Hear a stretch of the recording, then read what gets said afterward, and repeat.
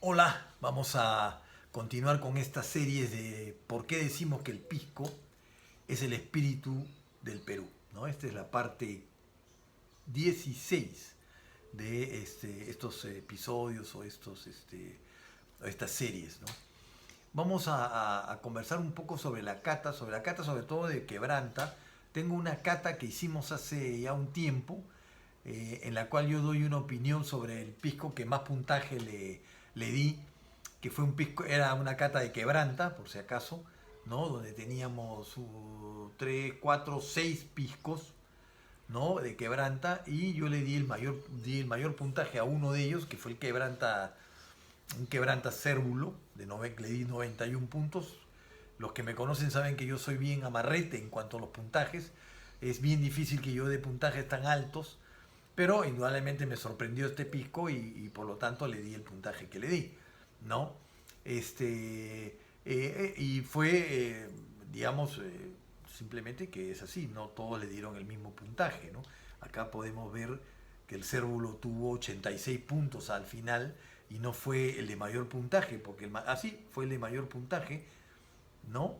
Que recibió 89.40 en oro, ¿no? Yo le di 91 puntos, ¿no?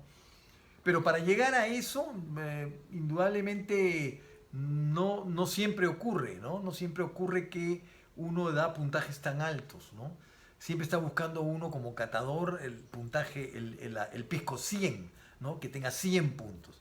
No sé si lo vamos a lograr algún día, ojalá, ¿no? Pero por el momento es bien difícil llegar a eso. Nos puede sorprender un pisco por su calidad, ¿no? Por su presencia en nariz como en boca, pero no necesariamente le vamos a dar ese puntaje. Recuerden que en la cata no somos los únicos que catamos, somos 7 por lo general en una mesa, y de los 7 no todos tenemos los mismos gustos, ni las mismas narices, ni las mismas, digamos, los mismos recuerdos que de alguna manera nos pueden dar algunos descriptores del quebranta, ¿no? Recuerdos a fruta blanca, recuerdos a hierbas. A mí lo que más me impacta en el quebranta es la frescura, es lo fresco que puede estar el pisco, ¿no? Si el pisco está fresco, ahí ya tiene digamos, un punto a su favor, en mi caso, ¿no?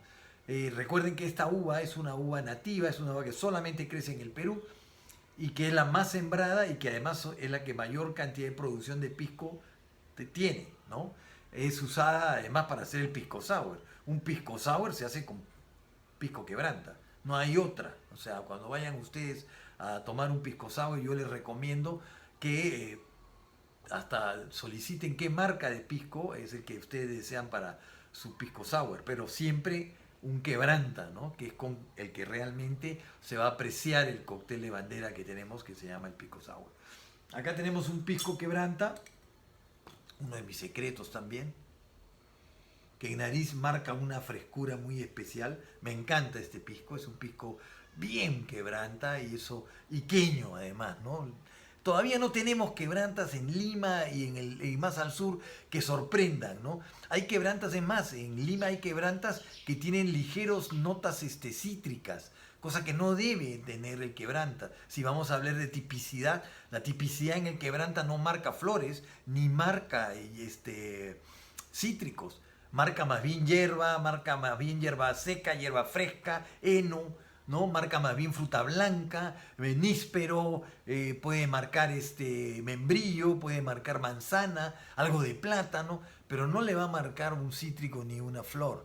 Hay quebrantas que yo he probado, que son de otras regiones que tienen esas notas, pero para eso hay que trabajar. Los catadores tienen que reunirse y hacer su trabajo. Los catadores de Arequipa, los catadores de Moquegua, los catadores de Tacna, los de Lima, sentarse y hacer sus propios descriptores para sus quebrantas. La quebranta crece en todas las 5 regiones pisqueras. Por lo tanto, cada una de las regiones debe tener su propia tipicidad en el quebranta, ¿no? Lo que le marca a cada quebranta en la región correspondiente. Las uvas, por supuesto, sembradas y cosechadas en esa región, ¿no?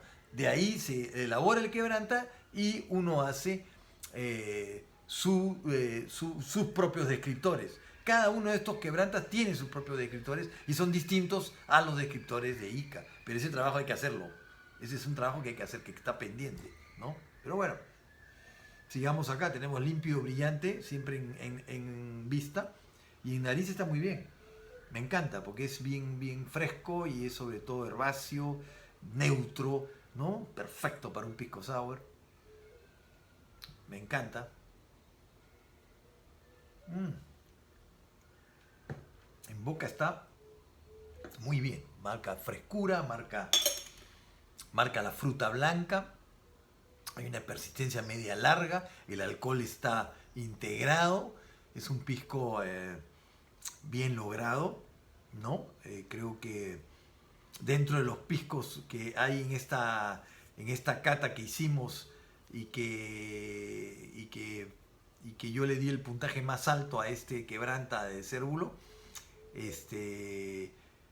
habían piscos similares a este, ¿no? No iguales, pero similares, porque habían la mayoría de piscos iqueños, que son los que van a marcar los descriptores en el caso de nuestra uva quebranta, ¿no?